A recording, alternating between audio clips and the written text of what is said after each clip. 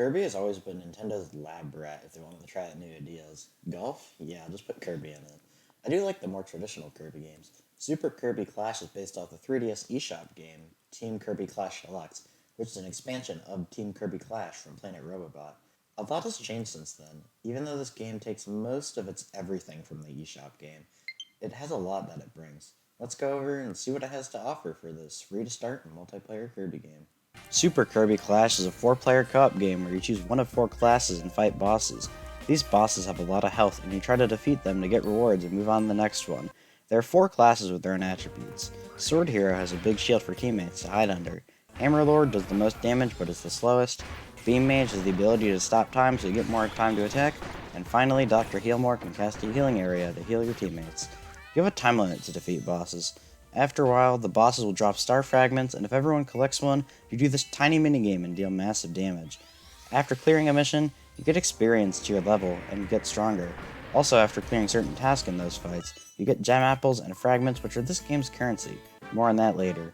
You have Vigor, which is basically stamina. Run out, and you can't play a mission.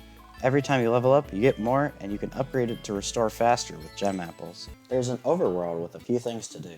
First off, there's an amiibo statue that you can use to scan amiibo to get fragments and gem apples. Next to that is the shop. This is where you spend your gem apples and fragments. The higher level you are, the better weapons and armor you can buy. There are support items that give you more attack, health, or experience during a quest, and even upgrading the amount of fragments you get from a quest or upgrading your role. New to this game are stickers. You could buy them and use them as messages online. It doesn't really add anything, but some of them are cute and funny. Finally, this is where the free-to-start comes into play. Gem apples are valuable. There are plenty, but you need to grind them. You can just straight out buy gem apples, but it makes it easier. Every week you get 3 apples for free, which is basically nothing. This isn't needed at all, but it does make it a lot easier. I never had the urge to buy any, even though that would allow me to purchase more gear or support items. They aren't really worth it unless you're super into the game. I think purchasable items like this are fine. You aren't in an advantage when you're buying these, it just makes it less grindy, and grinding isn't already too hard.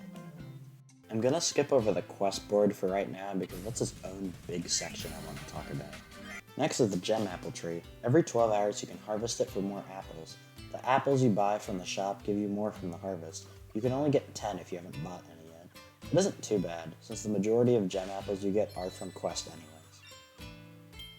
Next to that is the adventure bell. You can search for teammates online or offline to help you in single-player battles with AI-controlled allies. This can be helpful since they could be a higher level than you. It also gives you some fragments and apples. You can only do this once a day, and it does help a bit. Finally is the password feature. You can enter your password to get rewards. Most of them are expired though, but there are a few left. I will link them in the description if you are interested though. Finally, the meat of the game, the quest board.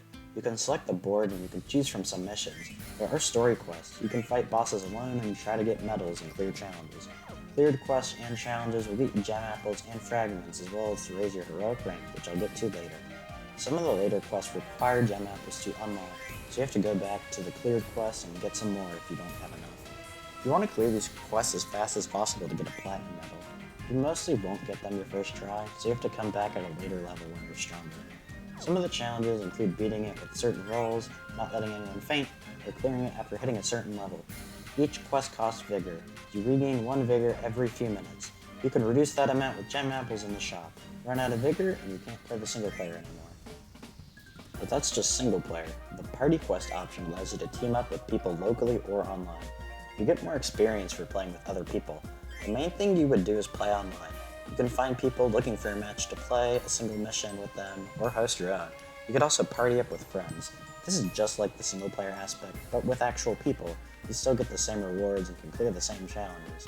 It is fun to clear it with friends while getting more EXP, but sometimes the lag literally makes it unplayable.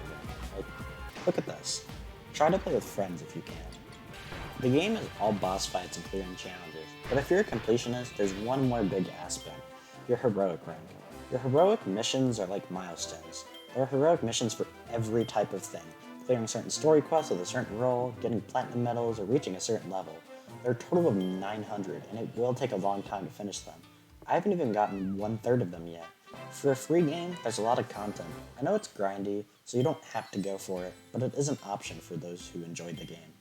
One final thing is the options. You can view the credits, change some controller settings, and view previous Kirby games on Switch, 3DS, and Wii U.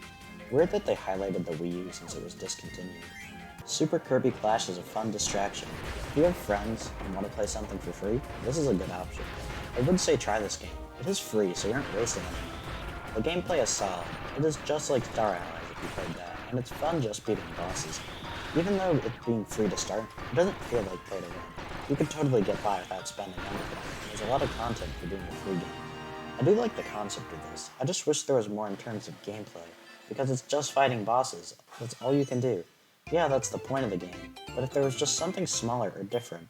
I can't complain about this too much since it's a free game, and if you like Kirby, you'll probably like this. And even if you don't, you might as well try it out. It is free. Thanks for watching. Stuff has been piling up recently. I should have a stream tomorrow. I have a friend editing it. He offered to, so why not? Let's go for it.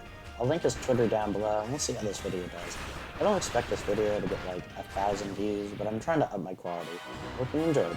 See you next week. Bye.